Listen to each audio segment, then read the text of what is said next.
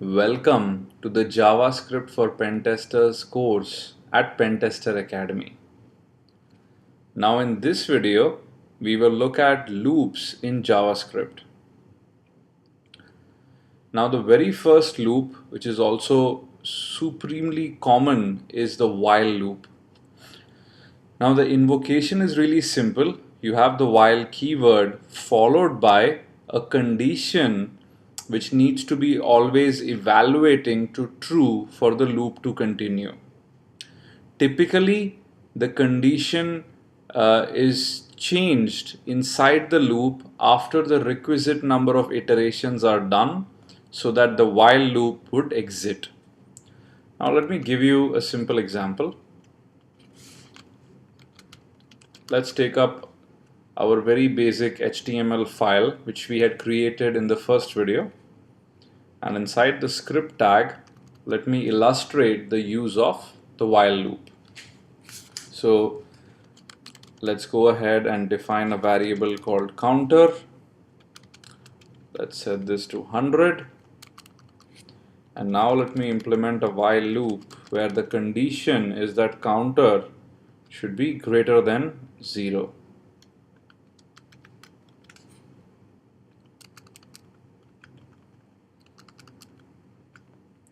Now inside this, let me go ahead and print using document write, and let's go ahead and print the value of counter.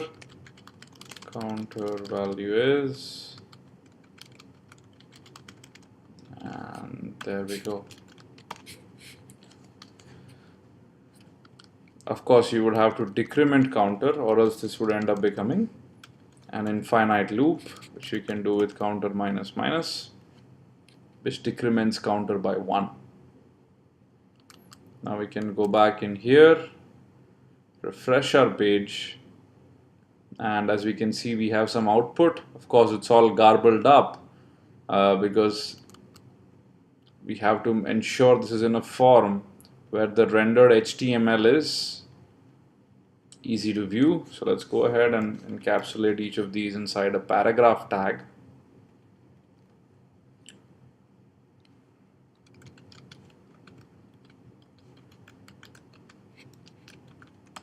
Here we go. Refresh the page again, and there it is, right? We can clearly see the JavaScript is running and setting the counter value accordingly. If we view the page source, we would actually find that at this point only the JavaScript is in there, which is eventually run, and this source code is dynamically generated, right? So we can go in here, and if you look at the actual generated source code, we see a ton of p tags which basically contains all of these little counter values as the counter is decrementing, right? Fantastic. So this is a simple illustration of a while loop. Similarly, the other common looping structure used is the for loop.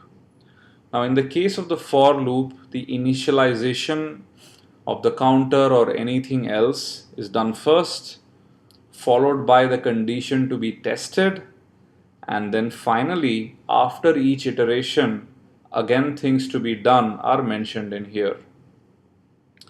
So if I go back to this very simple example and I'd like to convert this into a for loop structure, then this is how I would do it. For counter equals 100. This is the initialization condition. Let me go ahead and mention var counter up in here. And then after that, the condition should be counter is greater than 0. And at the end of each iteration, the operation is to decrement counter by 1, which in short, we can pretty much remove this statement. So if we go back in here, refresh the page, well, really we don't see anything perceptibly different.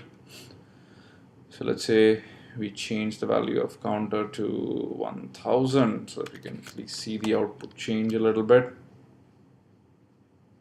And there you go, right?